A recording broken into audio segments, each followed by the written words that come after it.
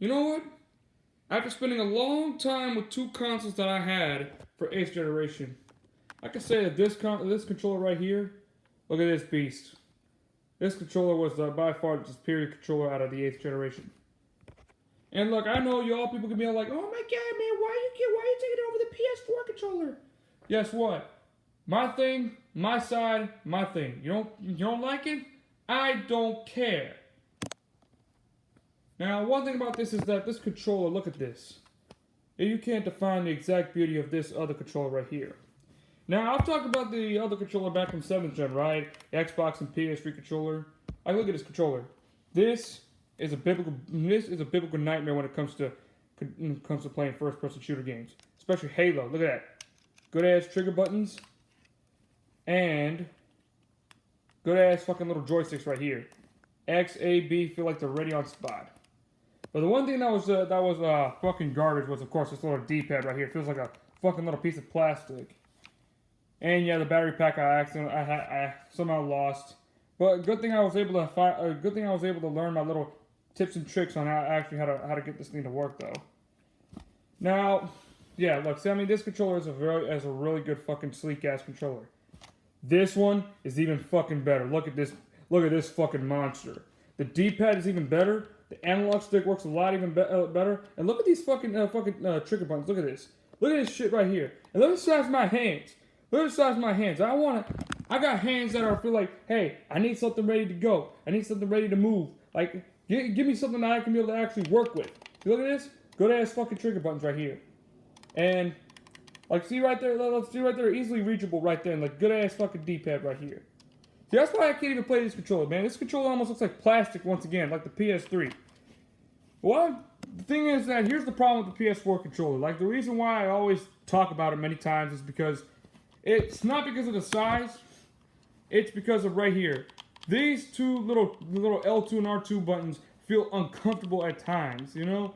And then L1 and R1 feels like they've been soup-de-loop punched together or something like that.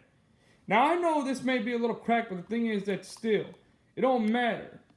But see, this thing right here, I know they made a couple improvements, but what they did is that they set a lot of stuff back. Like, for instance, the battery pack in this thing feels like in the middle of a game it just shuts down even though it has battery power left.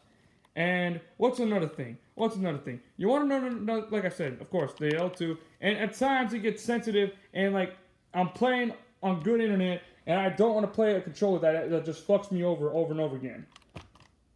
So, hey, Sony, you need to make some good. You need to let me have a good time with the PS5 controller if it comes to that. If it comes to that beauty.